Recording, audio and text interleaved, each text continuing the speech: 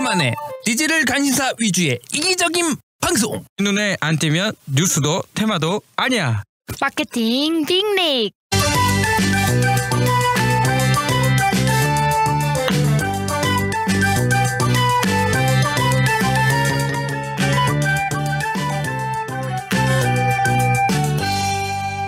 안녕하세요. 안녕하세요. 네, 이제 또 녹음을 시작을 하죠.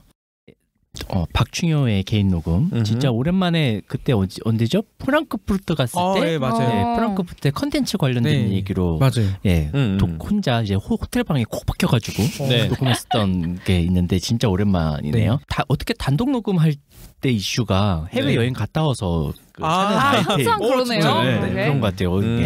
이번엔 좀 이탈리아 축구 관련된 얘기, 축구 마케팅 관련된 얘기 좀 할게요. 그거랑 제가 요즘 여러 가지 직함들을 한 개씩 얻고 있는데 그 스타트업 조직의 마케팅 프로세스의 중요성에 대해서 잠깐 좀 얘기 좀 같이 하도록 하겠습니다.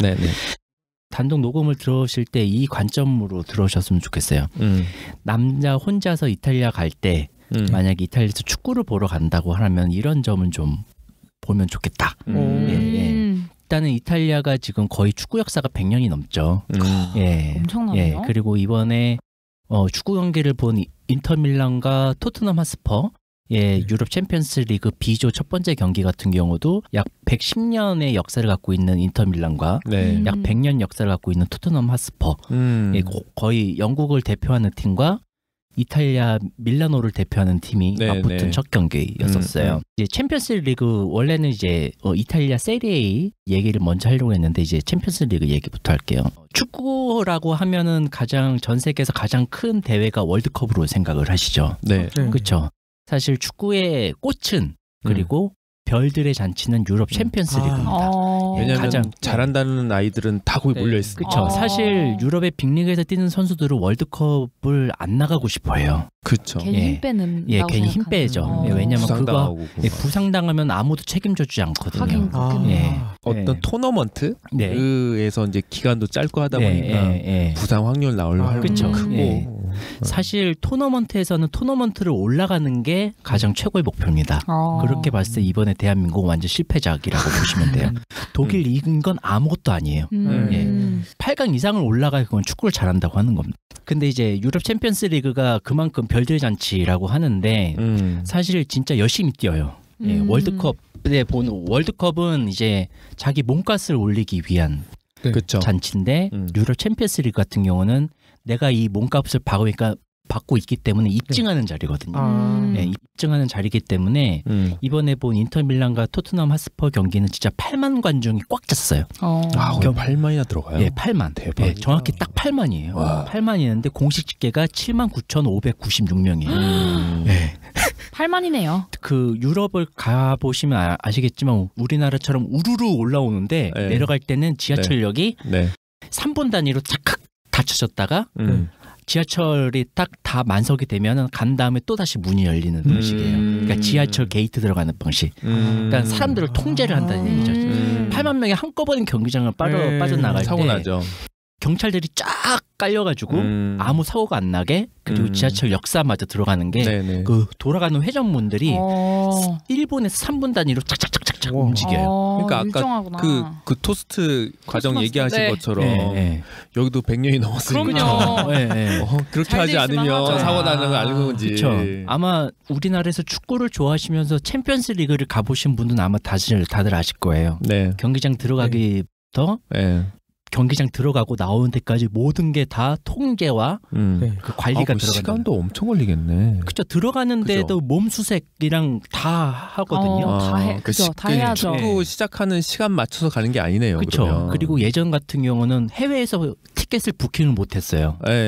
아시아인들은 티켓을 암표로 샀었어야 되는 거예요. 진짜?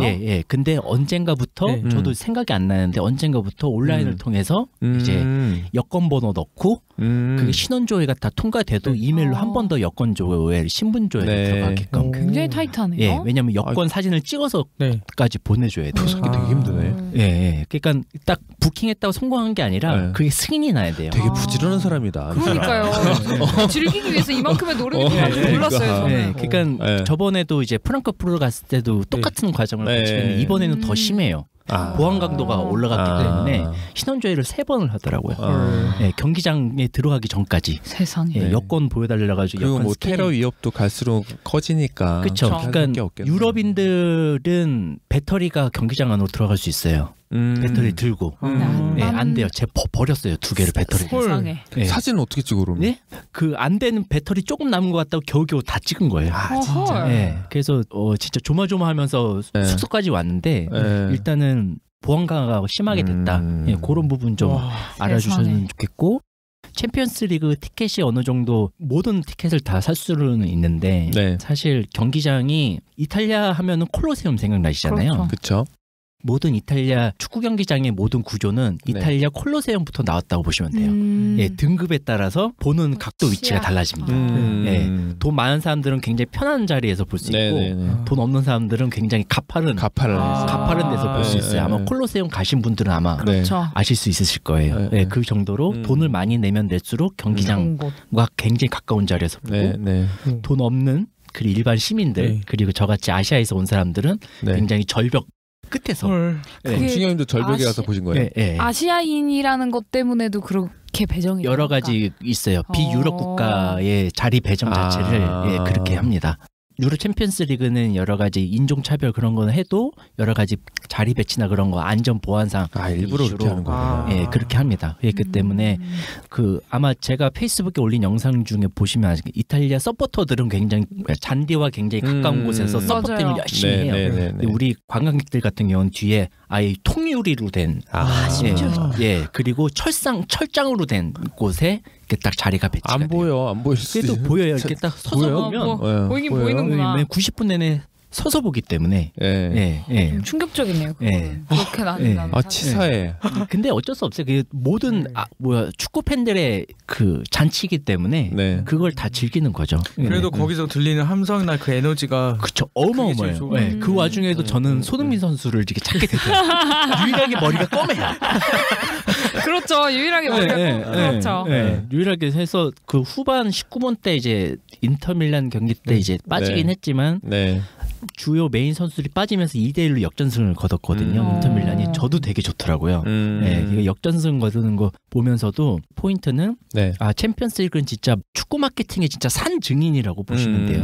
왜냐면 경기장에 이제 나오서면부터 메트로 아시는 옛날에 메트로 무가지 신문 무가지 신문에 그날 경기에 대한 모든 히스토리를 무가지 신문으로 제공을 해요. 그거를 보는 사람들도 있지만 안 보는 사람도 있어요. 제가 이제 저희 슬랙에다가 사진을 하나 올렸는데 제가 이제 경기 들어가기 전에 샌드위치 5유로짜리 샌드위치랑 1유로짜리 물을 하나 사들고 그 메트로 받은 거 이렇게 다 보면 이탈리아로 돼 있는데 그냥 사진만 봐도 다 어느 정도 알겠다. 거기에 유럽 챔피언스리그 스폰서의 모든 광고들이 다 실려져 있어요. 그리고 호텔스닷컴이 유럽 챔피언스리그 메인 그 배너 광고 선정이 돼가지고 호텔스닷컴에 대한 광고도 굉장히 많이 올라오고 있고 광고 하나만은 진짜 모든 곳에 다 깔려 있을 만큼 엄청나구나. 축포츠 마케팅에 있어서는 그게 가장 대표적인 거고 그 경기장 들어가기 전에 그 모든 굿즈 매장들 우리나라는 딱 오피셜 한 군데만 있거든요. 근데 거기는 먹는 거 그리고 굿즈 먹는 거 굿즈 그렇게 해서 한 300m 가량이 쭉 둘러서 쌓여져 있어요. 경기장을. 그래서 어쩔 수 없게 살 수밖에 없을 정도로 그렇게 하는 그런 것들 다 허용을 하고 있습니다. 그러니까 그런 부분들을 알아주셨으면 좋겠고 단지 이제 남성분들이 이제 유럽에 여행을 갔다가 축구를 보러 가시게 된다면 최대한 소지품은 간소하게 하시는 게 제일 좋겠다. 그리고 검사도 많이 하고 검사도 많이 하고 꼭 위험도 있고 여권을 복사해서 가면 되겠지 절대 안 됩니다.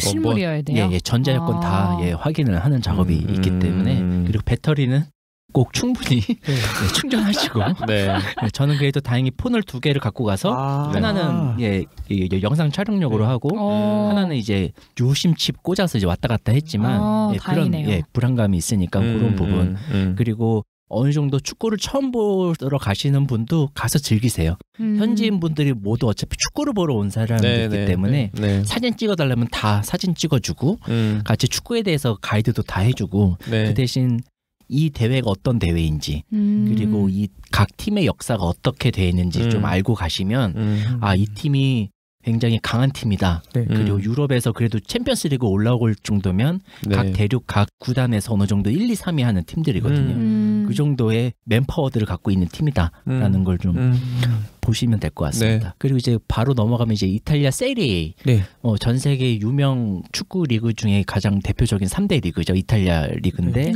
이제 로마 수도 갔을 때 로마를 대표하는 구단이 AS 로마라고 있어요. 있죠. 우리나라 티켓을 사려면 온라인 아니면 경기장 가서 축구 경기 티켓을 사야 되거든요. 그렇죠. 근데 AS 로마 같은 경우는 길거리에서 티켓팅을 할 수 있게 조그만 차가 왔다 갔다 다녀요. 그렇게 되면서 거리에서 프로모션을 하는 거예요. 프로모션 겸 프로모션 겸. 그리고 그 이탈리아 세리에부터 지금 잉글랜드 프리미어리그가 이제 올해부터 왼쪽 팔에 광고가 부착이 허용이 돼요. 그래서 메인 스폰서들이 많이 붙었고 이탈리아 리그는 이미 예전부터 등판 엉덩이 쪽에 스폰서가 붙게 됩니다. AS 로마의 메인 스폰서는 현대자동차예요. 여기 붙어있네요. 뒷판에. 그렇기 때문에 완전 길거리에서 이제 홍보를 하는 거죠, 같이. 그러니까 거기 광고비엔 판권도 굉장히 세기 때문에 그렇게 유니폼을 입고 도우미들이 왔다 갔다 하면서 티켓팅에 대한 홍보도 하는데 중요한 건 제가 한번 물어봤어요. 여기서 챔피언스리그 경기 티켓도 살 수 있냐? 살 수 있대요. 여권이 있냐? 여권이 없다고 하니까 여권을 갖고 오면 살 수 있다. 구매를 대행해주겠다. 그러니까 그 구단의 모든 경기 일정에 맞춰서 그날의 뭐 시즌권도 판매하고 굿즈도 살 수 있게 할인권도 거기서 받아다가 근처에 AS 로마 별도 팝업 스토어가 있거든요. 그러면 거기 가서 할인권 가지고 유니폼도 싸게 살 수 있고 모든 거를 할 수 있게 길거리에서 원스톱 서비스를 다. 대단한데요? 재밌다. 그러니까 사실 우리나라 구단은 굉장히 수동적이라고 보시면 돼요. 그냥 너희들이 오려면 와, 말려면 말고 굉장히 배가 부른 거죠. 하지만 걔네들 구단은 100년 이상의 역사를 갖고 있는 축구팀들을 가지고 있는 나라예요. 그 사람들은 관광객들한테 마저도 축구를 언제든지 보러 와. 우리가 가이드를 해줄게.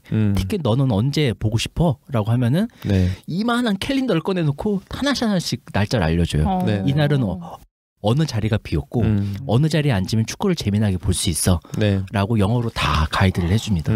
이게 과연 그들이 받아들이는 축구에 대한 문화가 달라서일까요? 아니면 그런 국가적인 특성 때문일까요? 어찌 보면 축구 문화가 그 나라의 역사가 됐고 그리고 어찌 보면 옛날 로마 시대 때 옛날 로마의 왕정들이 민정을 보살피던 그런 것과 스포츠와 연관이 많이 됐기 때문에 지금 현재의 그런 것까지 올라온 것 같아요. 사실 잉글랜드도 굉장히 축구 시스템이 잘 돼 있고 독일도 잘 돼 있고 프랑스마저 잘 돼 있어요. 근데 이번에 이탈리아 가서 저도 10년 전에 갔다 이번에 오랜만에 갔는데 많이 시스템이 달라지고 있어요. 점점.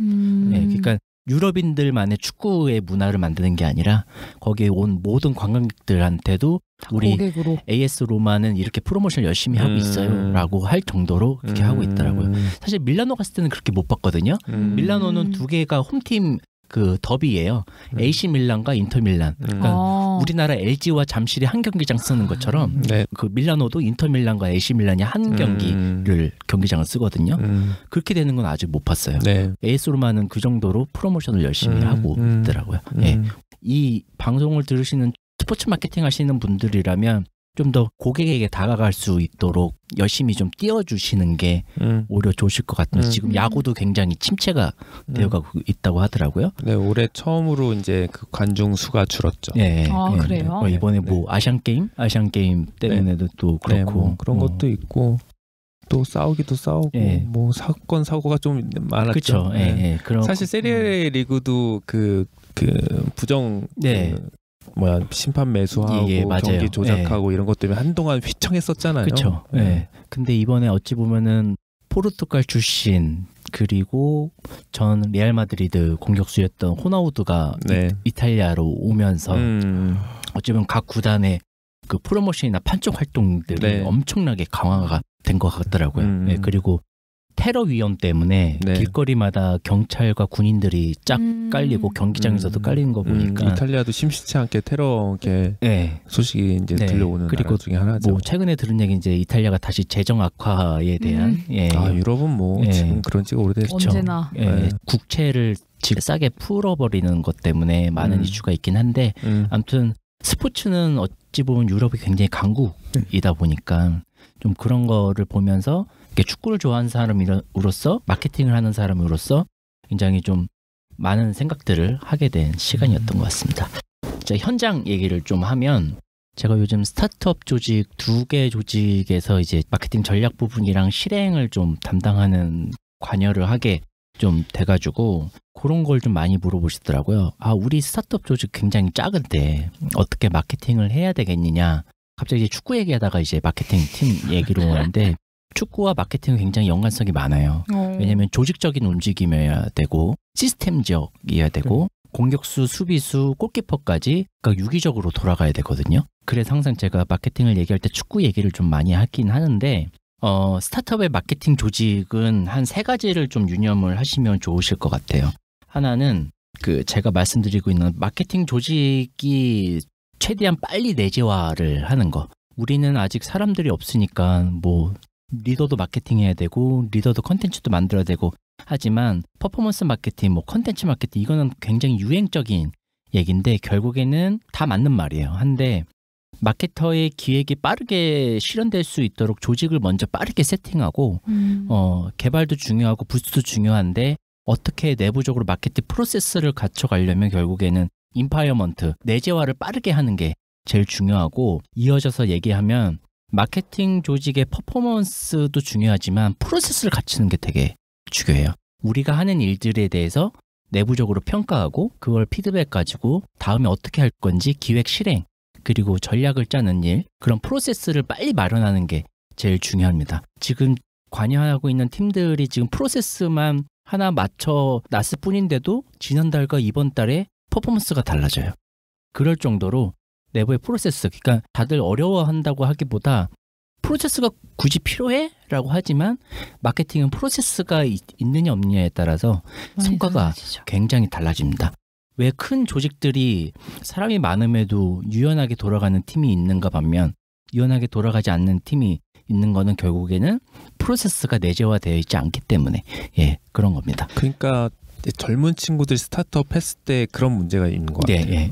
그 기존의 기업에서 그런 것들을 경험하지 않고 스타트업을 했을 때 가장 큰 문제점이 그건 것 같아요. 사실 어디 가서 배울 수가 없는 거잖아요. 그쵸. 조직에 몸담고 있으면 자연스럽게 체득되는 프로세스일 텐데 그들이 이제 그런 경험 없이 나왔을 때 이런 상황이 벌어지는 거죠.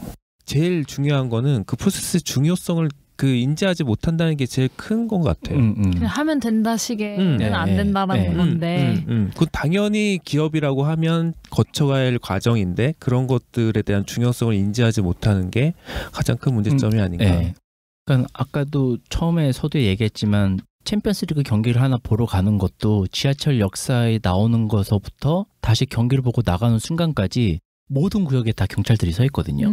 경찰들이 서 있는 건 결국에는 프로세스가 있다는 얘기예요. 그렇죠. 작은 조직마저 그 프로세스가 없다? 그 순간 무너지는 거는 예측할 수 없습니다. 한순간인 거죠. 한순간이에요. 왜냐하면 스티브 잡스도 굉장히 프로세스를 중요시했고 그리고 지금 페이스북의 마크 주커버커도 굉장히 중요시했던 부분이 프로세스예요. 조직이 빌드업하는 거에서는 각자 맡은 역할들이 있어야 되고 그게 유연하게 빨리 돌아가야 되는데 경험이 있는 사람들을 최대한 외부 파트너로 두든 내재화를 하든 그것들을 굉장히 신경 쓰는 게 그런 부분이고 세 번째, 마케팅을 리더부터 인턴까지 모두가 다 해야 되는 일들입니다. 사실 나는 리더니까 밑에 같이 일하는 친구들한테 맡기면 되겠지. 절대 아니에요. 리더도 어느 정도 컨텐츠 만들 줄 알아야 되고 지금 현재 컨텐츠의 트렌드가 뭔지 알아야 되고 리더 스스로 마케팅 전략 짜야 되고 광고 수치 하나하나 봐가면서 우리 팀이 뭐가 부족한지 다 알아내야 되는 게 마케팅의 가장 중요한 3가지 하이러키라고 말씀드릴 수 있습니다. 이게 어찌 보면은 제가 조만간 한번 글을 써서 그 마케팅 밀링크 페이지 통해서 한번 공유를 드릴 텐데 사실 이거에 대해서 뭐 사례 그런 건 말씀드릴 수 없어요. 그거는 결국엔 그 팀을 오픈하는 거거든요. 예, 그 팀을 오픈한다는 건 결국에는 카피 앤 패스트밖에 안 됩니다. 그 조직에 맞게 빨리 변형시켜야 되고 내재화시키는 게 가장 중요한 거지 카피 앤 패스트 된다고 절대 그 팀의 마케팅 퍼포먼스로는 절대 나올 수 없습니다. 그런 부분들 말씀드리고 싶어서 제 개인 방송 여기서 정리를 하도록 할게요. 그러면은 우리 다음에 봬요. 안녕. 안녕. 안녕.